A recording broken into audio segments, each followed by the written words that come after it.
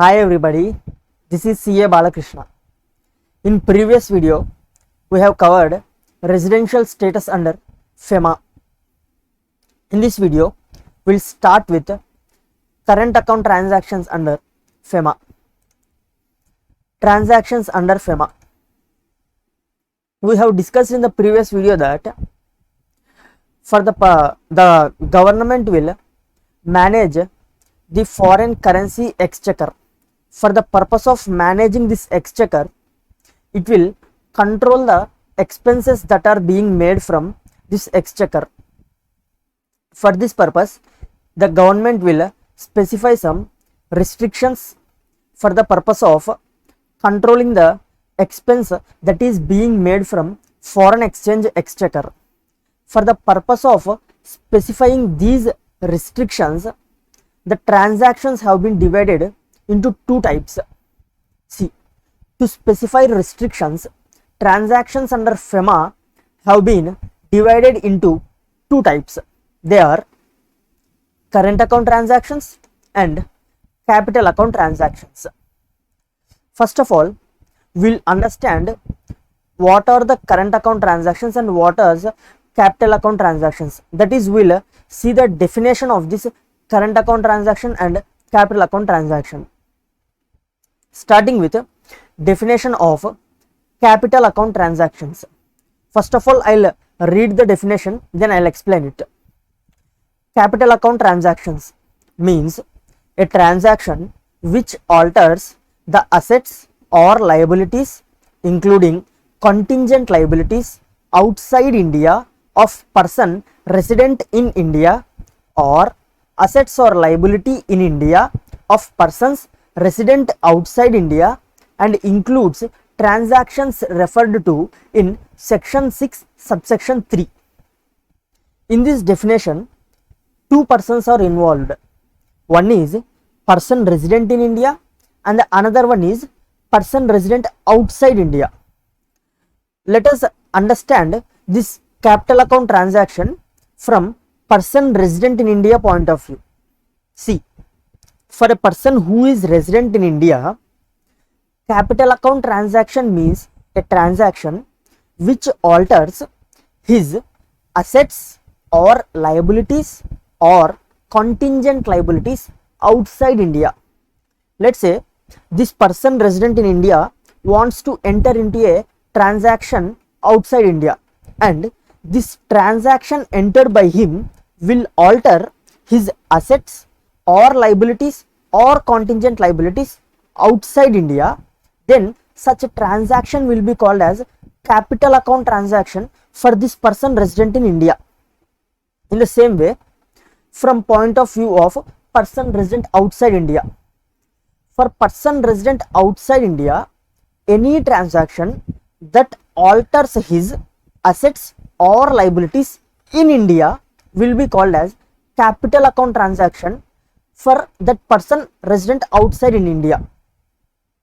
Here, the difference between this person resident in India and person resident outside India is the contingent liabilities have not been included for capital account transaction of person resident outside India. See, analysis. For person resident in India, any transaction that alters the assets or liabilities, including contingent liabilities outside India, will be called as capital account transaction. Whereas for person resident outside India, any transaction that alters assets or liabilities in India will be called as capital account transaction.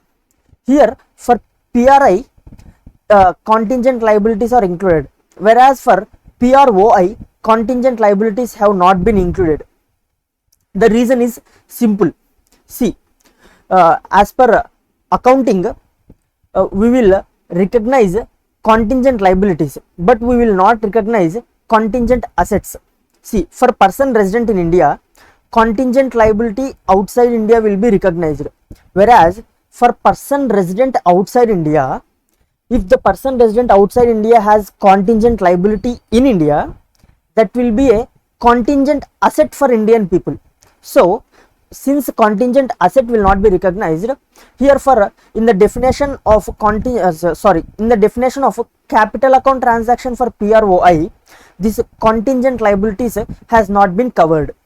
To summarize the definition of capital account transactions, for the person resident in India, any transaction that will alter the assets, liabilities or contingent liabilities outside India, or for person resident outside India, any transaction that will alter assets or liabilities in India will be called as capital account transaction.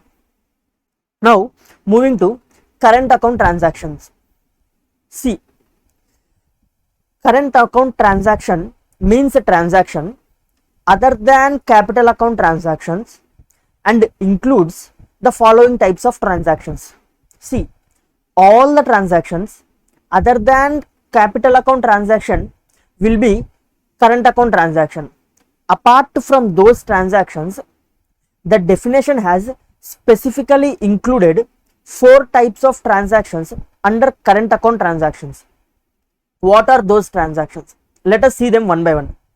First one is payments in the course of ordinary course of foreign trade, other services such as short-term banking and credit facilities in the ordinary course of business, etc. See, for example, I want to import a machinery from US and the cost of the machinery is, let's say, $1 lakh, and I am importing the machinery on cash basis, not on credit. I am giving $1 lakh and I am importing the machinery. Here machinery is a capital asset. Even though the machinery is capital asset, the transaction is not altering my assets or liabilities outside India. I am paying the amount of $1 lakh and I am importing the machinery. This doesn't alters my assets or liabilities outside India. Therefore, this transaction will be a current account transaction. Let's say in the same example, instead of cash purchase, I have imported the machinery on credit basis. Let's say for a credit period of 3 months. Here a liability is being created on behalf of me outside India. Even though this transaction is creating a liability for me outside India, this is in the ordinary course of business, that is for a very short term, that is 3 months. Since it is a short term borrowing, this will not be considered as capital account transaction. Even though it is creating a liability outside India, it will be a current account transaction only. Let's say in the same example, instead of 3 months, I am importing the machinery for a credit period of more than 6 months, that is say 9 months. Then this will be considered as a capital account transaction. This is not a short term borrowing because the period of credit is more than 6 months, that is 9 months. Therefore, this transaction will be considered as capital account transaction. The conclusion is, if period of borrowing is less than or equal to 6 months, then that will be covered under current account transaction only. Whereas if period of borrowing is more than 6 months, then it will be covered under capital account transaction. That is a first transaction which is specifically included in current account transaction. We will read it once again. Payments in the course of ordinary course of foreign trade or other services such as short term banking, that is for period less than 6 months, and credit facilities in the ordinary course of business, etc. That is the first transaction. Coming to the second transaction, which are specifically included in current account transaction. Payments in the form of interest on loans or income from investments. Let's say I have taken a loan of $1 lakh from US. Let's say the period of loan is some 2 to 3 years, and for this loan this taking of loan is a capital account transaction because it is altering my liabilities outside India, whereas for this loan I have to make payment of interest. This payment of interest transaction will be current account transaction. Okay, in the same way, let's say I have made a fixed deposit of some $5 lakh in US. This will be a capital account transaction because it is altering my assets outside India, and on this fixed deposit I will be getting a regular income in the form of income from investments. This income will be current account transaction. These two are specifically included in current account transaction. That is the second transaction. Coming to third transaction, remittances for living expenses of parents, spouse or children living abroad. Say my family is living in US, but I am living here in India for some employment or for some other reasons. Now for the maintenance expenses of my family, I will be remitting some amount every month. These remittances will also be covered under current account transaction only. And the fourth transaction is expenses in connection with foreign travel or education, etc. Even these expenses will also be covered under current account transaction. Now for the purpose of this specifying restrictions, there is some general rule that has been specified. Let us see that. General rule for capital and current account transactions. Current account transactions are freely permitted unless specifically prohibited, whereas capital account transactions are prohibited unless specifically or generally permitted. See, before understanding this, let me explain you some how these transactions or how this scenario will take place in the real life. Let's say I want to enter into some transaction in US dollars, whatever the transaction might be. I want to enter into a transaction in US dollars and I am here in India. For the purpose of entering into transaction, let's say I require 1 lakh US dollars. So what I will do, I will approach authorized person. Mostly all the banks will be authorized persons. That means authorized person means a person who is allowed to buy or sell foreign currency. Now for the purpose of purchasing 1 lakh dollars, I will reach one authorized person and I will ask him, I will explain the transaction that I want to enter and I will ask him to sell me 1 lakh US dollars. After this, what the authorized person will do is I will say him the transaction that I want to enter. Now this authorized person will check the FEMA Act, whether the transaction that is going to be entered by me is permitted or prohibited, or does this transaction require any permission from the RBI or central government. After that, after checking that if the transaction is permitted transaction, then he will give me the US dollars. See, this prohibited transaction means these are not illegal transactions. These transactions are allowed, but withdrawal of foreign currency for these transaction is prohibited. If you want to enter into these transactions in Indian rupees, you can enter into these transactions.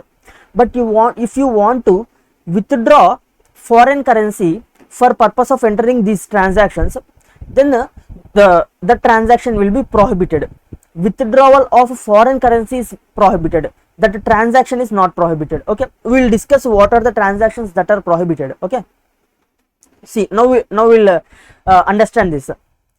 Current account transactions are freely permitted, means all the current account transactions are freely permitted unless specifically prohibited.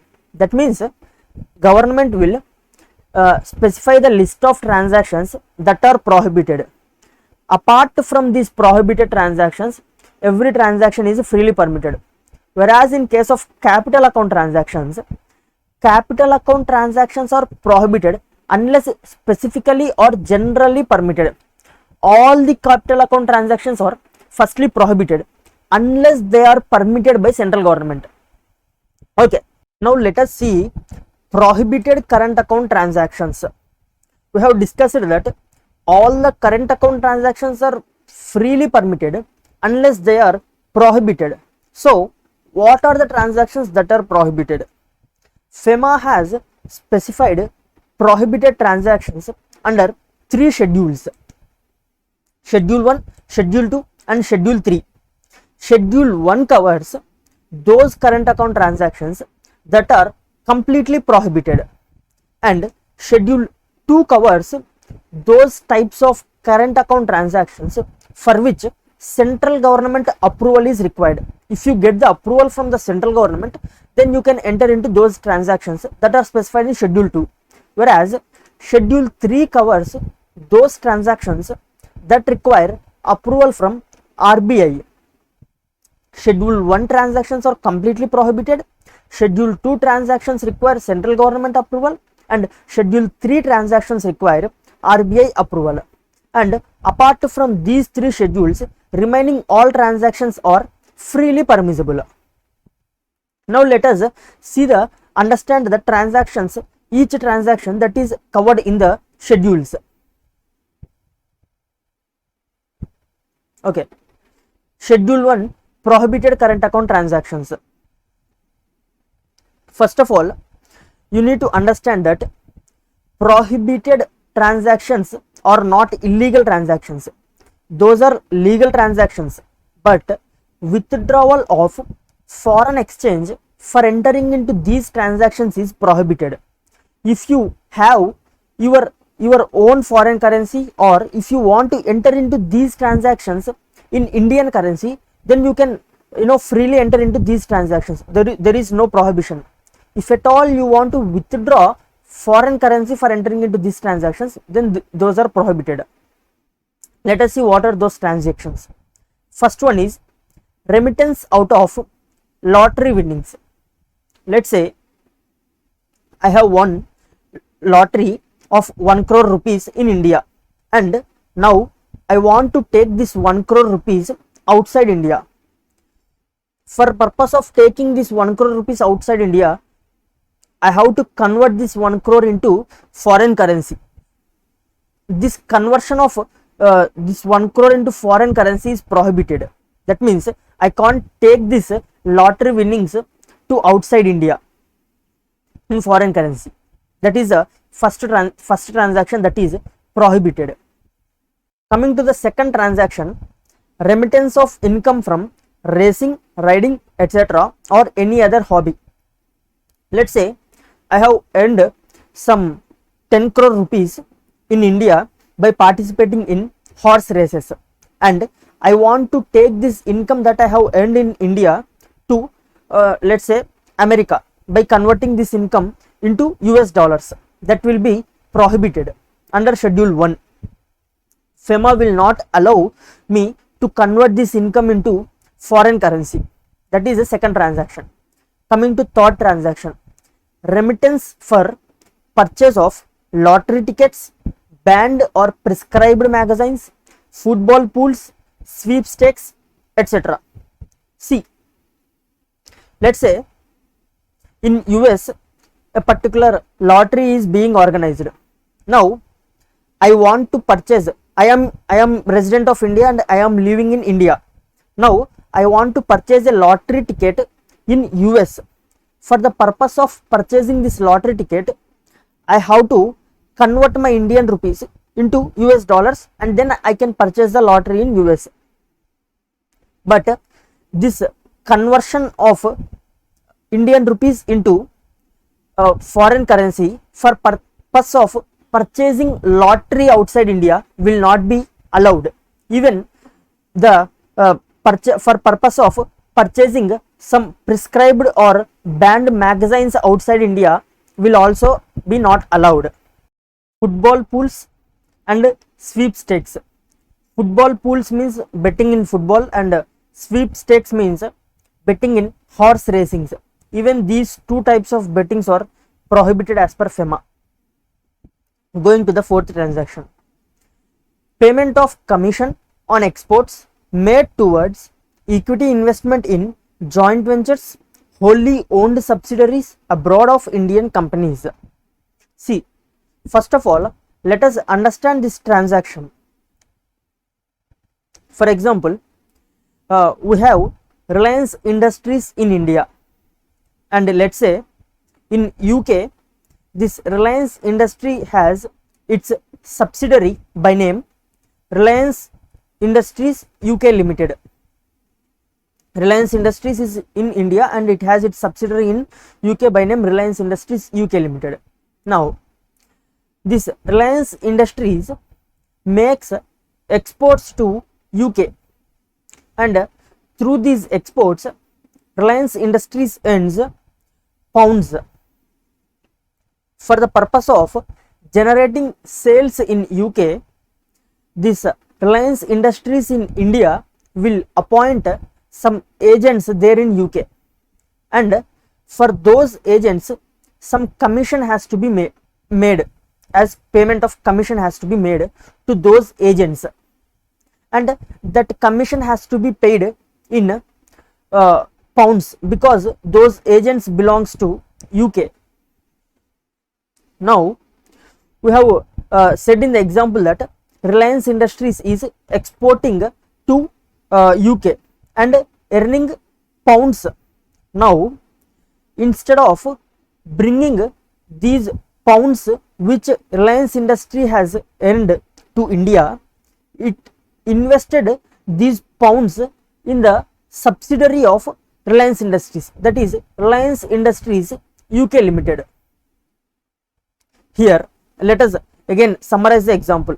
Reliance Industry will export to UK, and the pounds earned through these exports will be invested in Reliance Industries UK, and for making exports it will also appoint some agents in UK. For these agents some commission has to be paid. Now, for the payment of commission to these agents, Reliance Industry cannot take the foreign currency from the Indian government. The reason is simple. Here Reliance Industries is not bringing the foreign currency that it has earned by exporting to India. It is directly investing those foreign currency that it has earned through exports in its foreign subsidiary, that is Reliance Industries UK Limited. Therefore, withdrawal of foreign currency for the purpose of making payment of commission to the agents for the purpose of generating exports is prohibited. Now we will again read the transaction, then you will understand it. Payment of commission on exports made towards equity investments in joint ventures or wholly owned subsidiaries abroad of Indian companies is prohibited. The reason is simple. The Indian government is not earning any of the foreign currency through the exports made by the Reliance Industries. That foreign currency is being invested by the Reliance Industries in its subsidiary itself.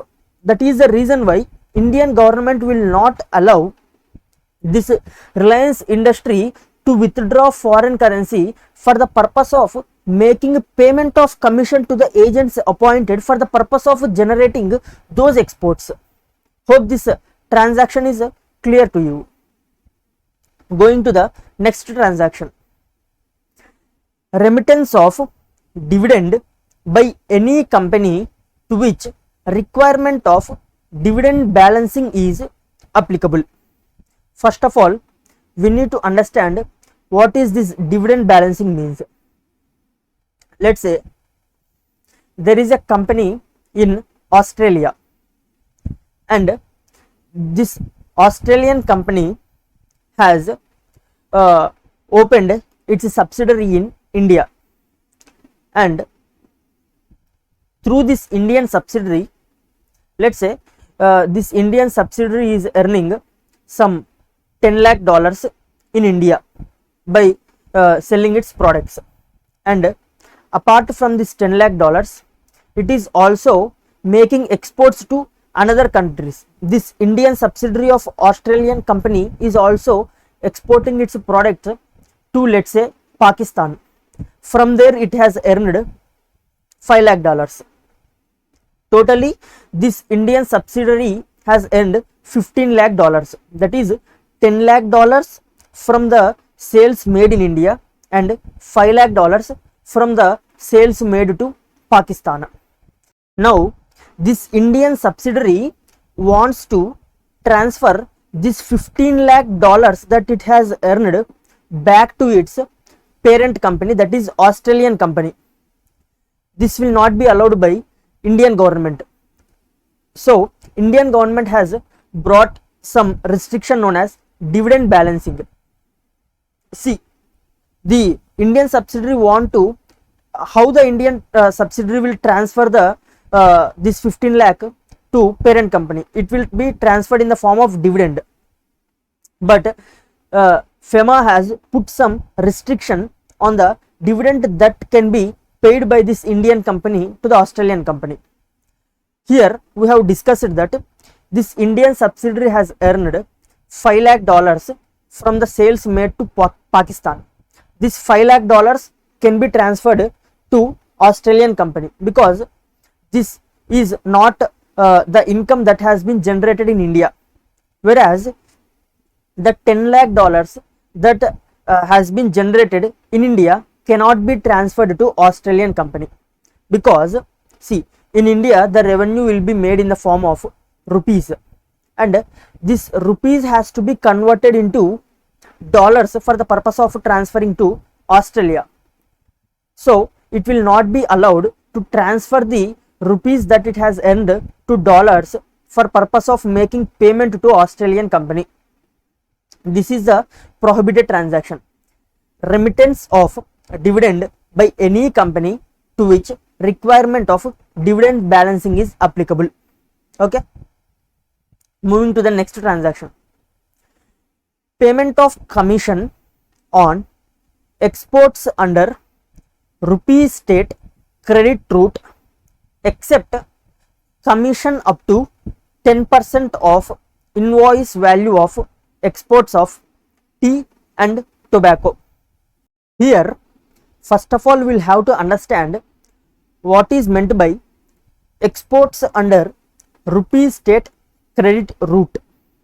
See, India has imported some military equipment from Russia, and for this import India has made the payment to Russian people in Indian rupees. Basically for any export transaction payment has to be made in dollars, but India has made the payment in Indian rupees. Russian people have rejected this Indian rupees and asked India to make payment in dollars.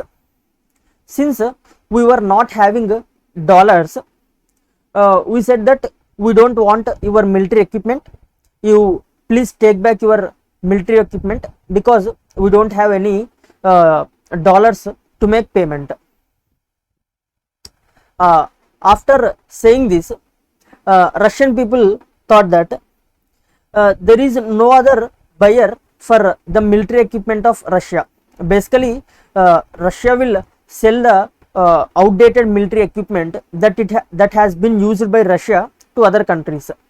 There are no other countries who will buy those military equipment from Russia. India has the only option to sell those military equipment. So what Russia said is, okay, now you pay us Indian rupees for the purpose of this military equipment, we will accept it, but in future every time any export is made by Indian people to Russia, we will make you payment in Indian rupees only. We will not give you dollars. We will give you the Indian rupees only. On this condition, Russia has sold its military equipment to India. Therefore, here export under rupee state credit route means any export that is made to Russia will be covered under export under rupee state credit route. Whether this export is prohibited? No, this export is not prohibited. Commission that will be paid to the agents for the purpose of generating these exports will be prohibited. See, for Indian people to make exports to Russia, they will have to appoint some agents in Russia for the purpose of generating sales and have to make payment of commission to those agents. But Indian government will not allow these Indian exporters to withdraw foreign currency for the purpose of making payment of commission to those agents in Russia for the purpose of generating exports under rupee state credit route. Hope this transaction has understood to you. But there is a exception to this. Except commission up to 10% of invoice value of exports of tea and tobacco. Commission can be made, payment of commission can be made for the purpose of export of tea and tobacco. These two products have been exempted. The payment of commission on these two products have been allowed. But maximum commission that can be paid is only up to 10% of value of invoice. Let's say value of exports of this tea or tobacco made is 1 lakh, then up to 10%, that is commission up to 10,000 can be made. This is the entire transaction that has been prohibited. Hope you understood this transaction. Now we will move to the next transaction. Payment related to callback services of telephones. Basically this transaction has become outdated. Now it is not being practiced in real life, but we will understand what this transaction is exactly. See, we know that for the purpose of making any call to outside India, the charges will be very high. So to reduce these charges, what Indian people used to do is, let's say I want to make a call to US. If I directly make a call to US, let's say the charge will be 5 rupees per minute. Instead of directly making a call to US, what I will do is, there will be a particular number known as handsback number. If I make a call to that number, after 2 rings the call will be rejected, and after the call has been rejected, again a call will come to me. Then I have to pick the call and I have to dial the US number to whom I want to talk, and if I dial the number, then my call will be connected to that person. Through this method the charges will be very less, because the call will be made from US to US only, because the number, the handsback number is a US number, and a call will be connected from that handsback number to a person in US. Therefore the the charges for this call will be reduced.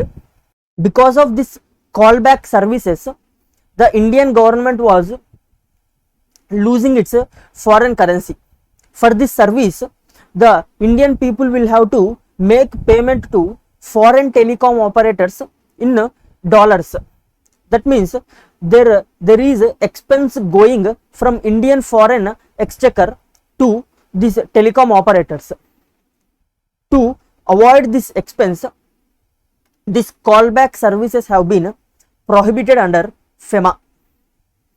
Coming to next transaction, remittance of interest income on funds held in non-resident special rupee scheme account. See, if any foreign tourister comes to India, he will get some foreign exchange along with him. Let's say a person by name Harry has come to a visit to India and he brought some $2 lakh. Now he can't carry this $2 lakh along with him in India. So what he'll do is he will deposit out of this $2 lakh some $150 in a separate account, that is known as non-resident special rupee scheme account.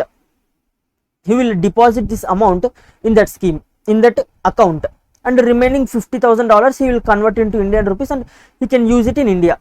If he requires additional amount, then he will withdraw the amount from this account in which he has deposited, and again he will convert them into Indian rupees and he will use it.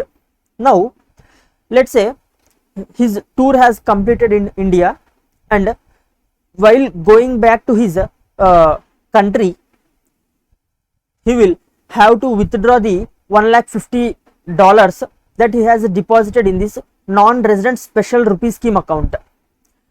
While withdrawing this amount, let's say he has kept this amount for 2 months in that scheme, in that account. Now for this 2 months he will ask interest to the government, but government will not pay interest because that will be loss of foreign currency. The interest has to be paid in dollars. Indian government has not earned any type of foreign currency from this transaction. Instead it has to pay interest in foreign currency, that will be loss of foreign currency. Therefore what Indian government has done is it has placed this transaction under schedule 1, that is no interest will be paid for the amounts that have been deposited in this non-resident special rupee scheme account. That is, payment of interest for amounts deposited in this account is prohibited. That is the 8th transaction.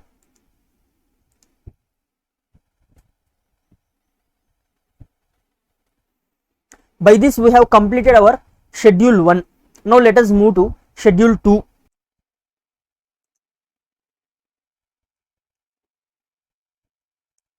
We will read schedule 2 from our study material. Schedule 2, transactions which require prior approval of central government of India for drawal of foreign currency. For the purpose of entering into these transactions, we will require prior permission of central government. What are those transactions? First one, cultural tours. For the purpose of organizing any cultural tours outside India, we will require permission of Ministry of Human Resources Development, that is Department of Education and Culture. We have to obtain permission from this department for the purpose of drawing foreign currency for organizing a cultural tour outside India. That is the first transaction.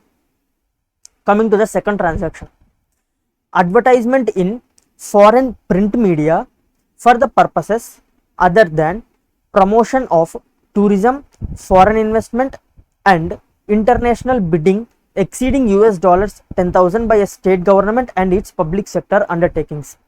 See, if any state government or any public sector undertaking wants to make an advertisement in foreign print media, that is foreign newspaper, and the value of advertisement is exceeding $10,000, then it has to obtain permission from Ministry of Finance and Department of Economic Affairs. This state government and public sector undertaking which wants to make advertisement in a foreign newspaper has to obtain the permission from Ministry of Finance and Department of Economic Affairs if the value of advertisement is exceeding $10,000. But there is a exception for the advertisement. If the advertisement is relating to promotion of tourism, Indian government will earn foreign currency through tourism. Therefore, if any state government want to make an advertisement in foreign newspaper regarding tourism in India, then such advertisement can be made without obtaining any permission from the government. And even the same kind of exception is available to foreign investments. If advertisement is regarding asking for any investment in India from foreign, that can be made freely without obtaining any permission from the government. In the same way, international bidding, let's say for the purpose of IPL, which will be organized in India, an advertisement is being made in foreign newspapers inviting bidding for IPL. Through this bidding, the Indian government will earn foreign currency. So this international bidding will be for the advertisement for the purpose of this international bidding can be made freely without obtaining the permission from Ministry of Finance. This is the second transaction. Coming to the third transaction.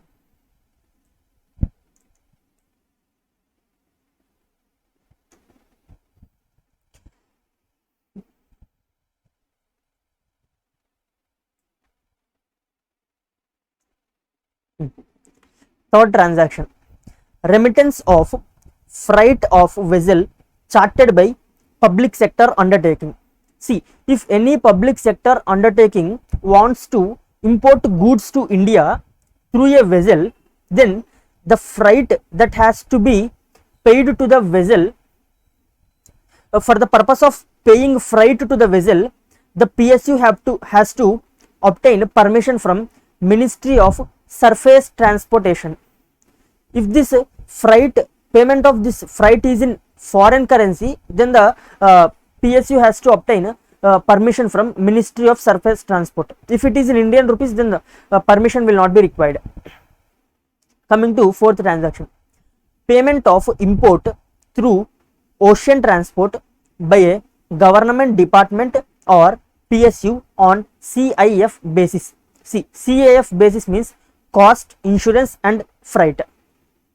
Let's say a government company, that is a public sector undertaking in India, wants to import some goods from America. Now this import is on CIF basis. That means insurance and freight charges for these goods will be borne by this seller himself, and the importer, that is PSU, has to make payment of this insurance and freight to the seller, and the seller will make that payment to the this vessel operator and the insurance company. Now if this import is on CIF basis, then such PSU has to obtain permission from Ministry of Surface Transport for the purpose of making payment for such imports. That is the fourth transaction. Coming to the fifth transaction, multimodal transport operators making remittance to their agents abroad. See, first of all, we will need to understand who are multimodal transport operators. Let's say I want to export goods to America from let's say from Tamil Nadu. For the purpose of this export, first of all, the goods have to be transported from Tamil Nadu to Mumbai port. This has to be made through road transport. From Mumbai port, the goods will be transported to US through ship, that will be through ocean transport.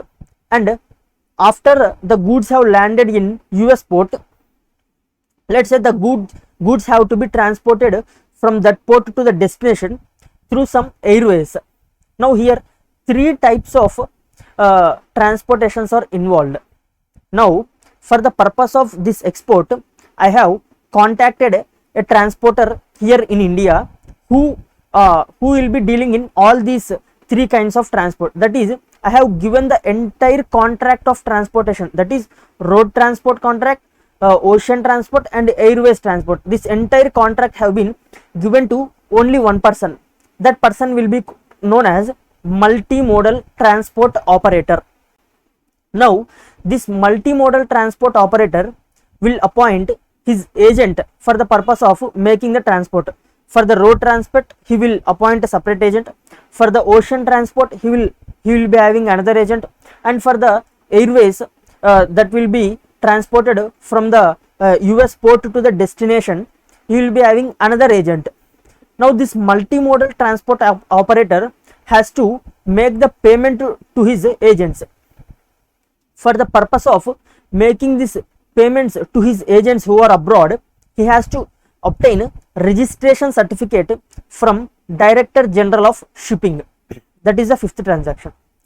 Coming to the sixth transaction, remittance of hiring charges of transponders by TV channels.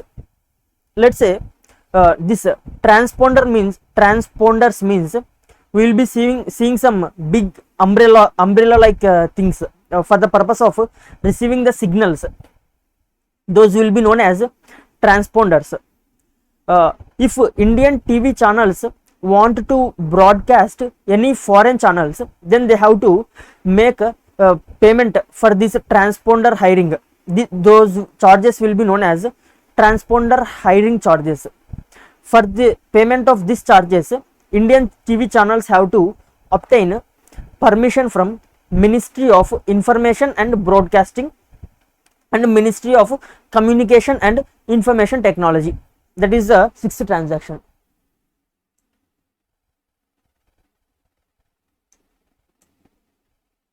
Coming to the next transaction, remittance of container detention charges exceeding the rate prescribed by Director General of Shipping. Let's say I want to export goods to China, and this export is being made through ocean transport. Now for the purpose of transportation, goods will be organized in some container. We will be seeing large containers.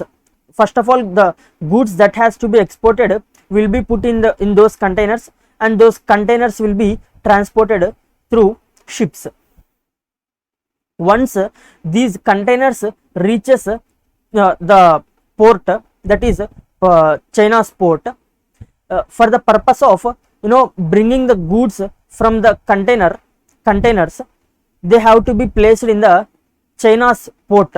For the purpose of placing the containers in China's port, China will charge charges known as container detention charges, that is rent. China will charge rent for the purpose of placing the containers in China's port. Those will be known as container detention charges. And for the purpose of making such payment, the permission from Ministry of Surface Transport has to be obtained. Coming to the next transaction, remittance of prize money, sponsorship of sports activity abroad by a person other than international, national, state level sports bodies if the amount involved exceeds US dollars. See, if any sports is being organized outside India by any Indian company, then for the purpose of making a payment of the prize money, the Indian company has to obtain permission from Ministry of Human Resource Development if the amount of prize money exceeds 1 lakh US dollars.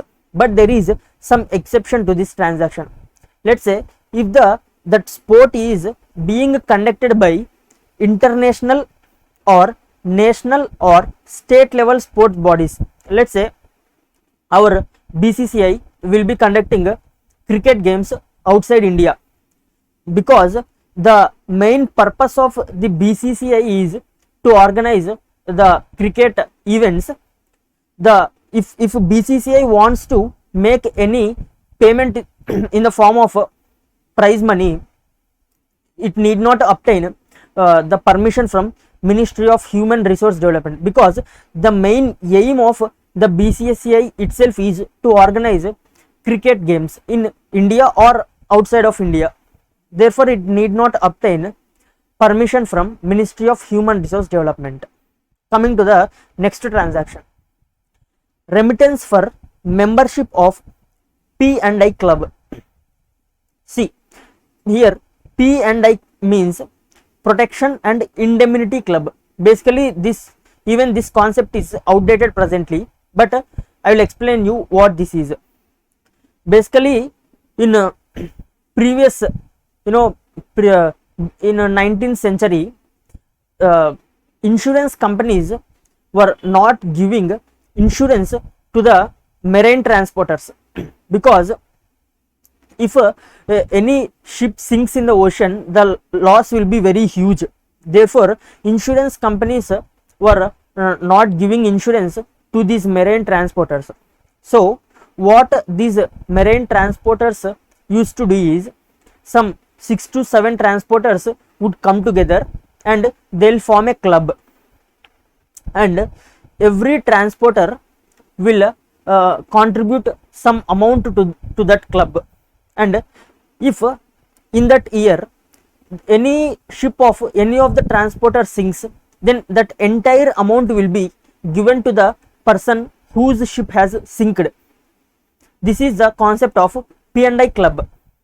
If any payment has to be made for the membership of P&I club by any operators, he has to obtain permission from Ministry of Finance, that is Insurance Division. These are the transactions that are covered under Schedule 2, for which permission from central government has to be obtained. Moving to the next schedule, that is Schedule 3, transactions which require RBI's approval for drawal of foreign currency. In the previous schedule, we will require the approval from central government. Here we will require approval from RBI. Basically under this schedule, transactions have been divided under two parts. Those are facilities for individuals, and the next one is facilities for other than individuals, that is for corporates. First of all, we will see what are the facilities for individuals. Individuals can avail of foreign exchange facility for the following purposes within the limit of 2,50,000 only. See, for the purpose of obtaining foreign currency up to 2,50,000, no permission from RBI will be required. If the amount exceeds 2,50,000, then the permission from RBI has to be obtained. Let us see what are the transactions. However, here from in this 2,50,000, there are, apart from these transactions, even value relating to other transactions will also be counted. That one I will explain you while discussing liberalized remittance scheme. But as of now, you consider that this 2,50,000 includes only these transactions. Okay, if amount relating to these transactions exceeds 2,50,000, then permission from RBI has to be obtained. What are those transactions? Private visits to any country except Nepal and Bhutan, because here Nepal and Bhutan is not included, because in Nepal and Bhutan Indian rupees will be accepted. Okay, therefore the drawal of foreign currency for the purpose of visit to Nepal and Bhutan is prohibited. To visit Nepal and Bhutan, you can take Indian rupees. And second is gift or donation, going abroad for employment, emigration, maintenance of close relatives abroad, travel for business or attending a conference or specialized training, or for meeting expenses, for meeting medical expenses or checkup abroad, or for accompanying as attendant to a patient going abroad for medical treatment checkup. See, for these transactions, if amount exceeds 2,50,000 rupees, then you have to obtain approval from RBI. And expenses in connection with medical treatment abroad, studies abroad, any other current account transaction. Any additional remittance in excess of said limit for the said purpose shall require prior approval from RBI. That is, if it exceeds $2,50,000. However, for the purposes mentioned in item number 4, 7 and 8, that is 3 items. 4 is for the purpose of immigration, 7 expenses in connection with medical treatment, and for the purpose of studies abroad. For these purposes, let's if the authority which is requiring the foreign currency, let's say for studies, the foreign educational institute requires amount more than $250,000. let's say for the purpose of studying in that institute we require $4 lakh, then we can freely take the $4 lakh without obtaining from our permission from RBI. In the same case, for medical treatment, let's say for the purpose of treating a disease, the foreign hospital requires some let's say the expenditure is more than $250,000, that is $5 lakh. Even then we can draw $5 lakh from Indian exchequer for the purpose of making payment to foreign hospital. This is the exception given under schedule 3. Once we will read the exception.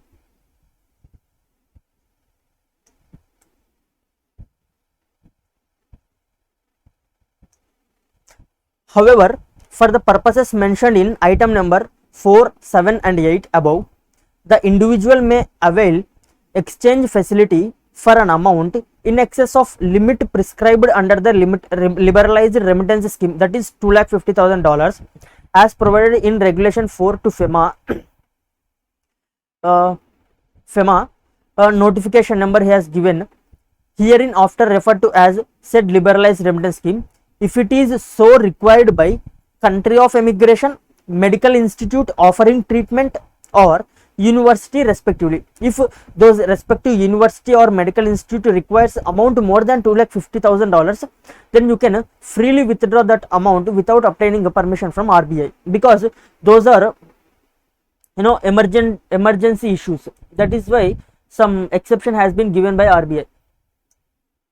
Okay, this one we'll discuss while we discuss our liberalized remittance scheme, then we'll read these points.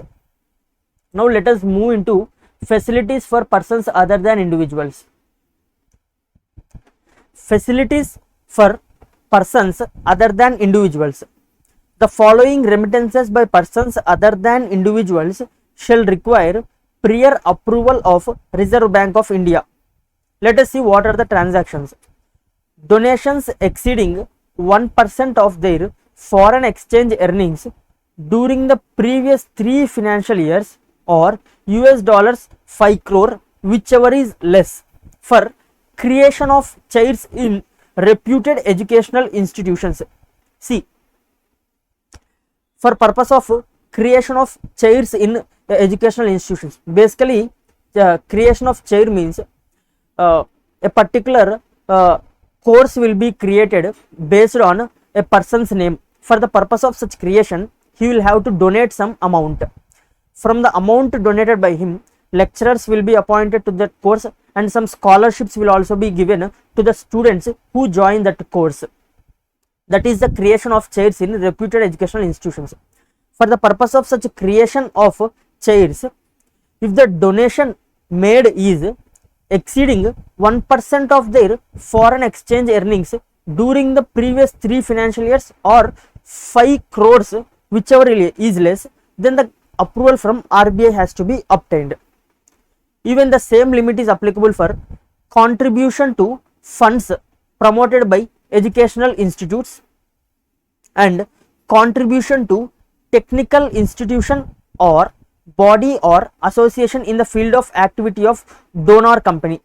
See, a company in India wants to make a donation to some institute in foreign country which is engaged in the research or development relating to the activities in which this company is dealing in.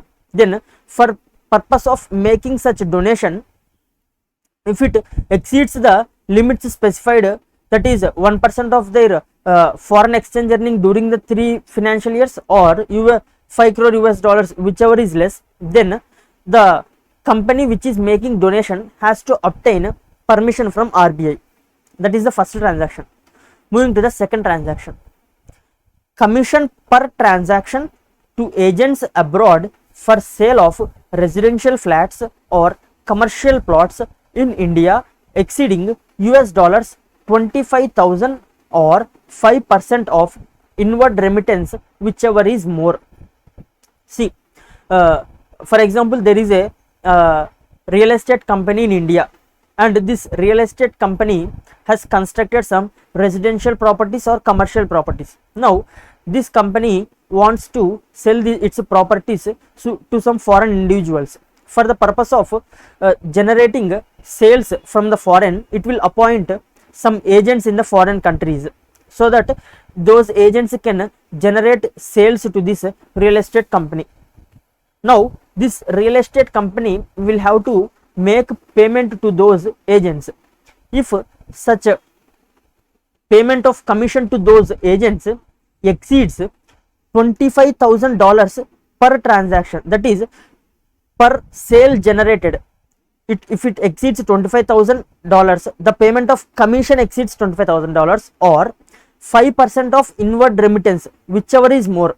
Let's say the agent has generated a sale of $1 lakh, 5% of $1 lakh turns to be $5,000 or $25,000, whichever is more. That is $25,000 is more than $5,000. If this real estate company wants to make payment of commission to that agent, let's say amount of $30,000, it exceeds $25,000, therefore it has to obtain permission from RBI. If it makes payment of $10,000 only, that is less than $25,000, then it need not acquire permission from RBI. That is the second transaction, and this has to be seen transaction wise. Coming to the third transaction, remittances exceeding $1 crore per project for any consultancy services in respect of infrastructure project, and $10 lakh per project for other consultancy services procured from outside India.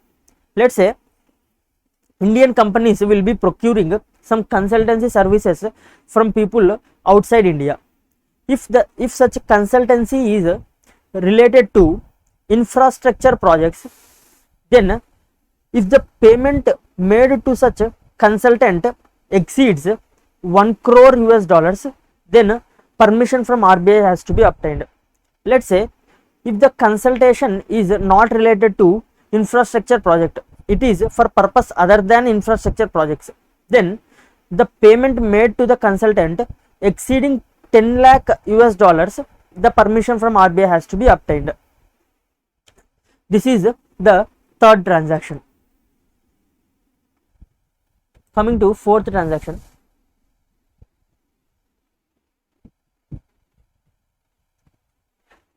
remittances exceeding 5% of investment brought into India or $1 lakh, whichever is higher by any entity in India by way of reimbursement of pre-incorporation expenses. Let's say a foreign company has established a company in India. For the purpose of this establishment of a company in India, it will incur some expenses known as pre-incorporation expenses. Now if such foreign company wants to receive payment from this Indian company in the form of pre-incorporation expenses, and if such payment exceeds 5% of investment brought into India, let's say that company has made an investment of $1 lakh in India, 5% of $1 lakh turned to be $5,000 or $1 lakh, whichever is higher. 1 lakh is higher than $5 lakh. Now if this this Indian company wants to make payment exceeding $1 lakh, that is, let's say this Indian company wants to make a payment of $1,50,000 to its payment company as reimbursement of pre-incorporation expense, then it has to obtain permission from RBI. If it is making a payment less than $1 lakh, then no permission is required. That is less than $1 lakh or 5% of initial investment, whichever is higher, then no permission will be required. That is the fourth transaction. By this we have completed our third schedule. However, there is a exemption given for these current account transaction. For the purpose of understanding the exemption, first of all we have to understand what is meant by exchange earners foreign currency account. See, let us understand what is meant by exchange earners foreign currency account. See, let us take example of Reliance Industries. Reliance Industries will make export to US. By that export, Reliance Industries will earn US dollars, and this US dollars has to be brought back to India and has to be converted into Indian rupees. Instead of converting them into Indian rupees, this Reliance Industries wants them to be kept as US dollars only. Yes, Reliance Industry can do that by opening an account known as exchange earners foreign currency account. An account will be opened in the name of Reliance Industries known as exchange earners foreign currency account, and the foreign currency that has been earned by Reliance Industries will be kept in that account. Now we have seen the transactions in schedule 1, schedule 2, schedule 3. Now let's say this Reliance Industries want to enter into any of the transactions that have been specified in the schedules, and for the purpose of making payment to those transactions, it wants to use the amount that it has earned, that is the amount that it has deposited in its exchange earners foreign currency account. Then it can freely enter into transaction. It need not acquire any permission from RBI or central government, because this foreign currency has been earned by Reliance Industries. Therefore, it can freely use this foreign currency. Therefore, exception has been given for expenditure being made from exchange earners foreign currency account. In the same way, same type of exception has been given to remittance made from resident foreign currency account. Here EEFC, that is exchange earners foreign currency account, will be for corporates, and resident foreign currency accounts will be for individuals. So if you make any payment from EEFC account or RFC account, then you need not obtain any permission from RBI or central government. By this we have completed our current account transactions, and we will see remaining topics in the next videos. Thank you.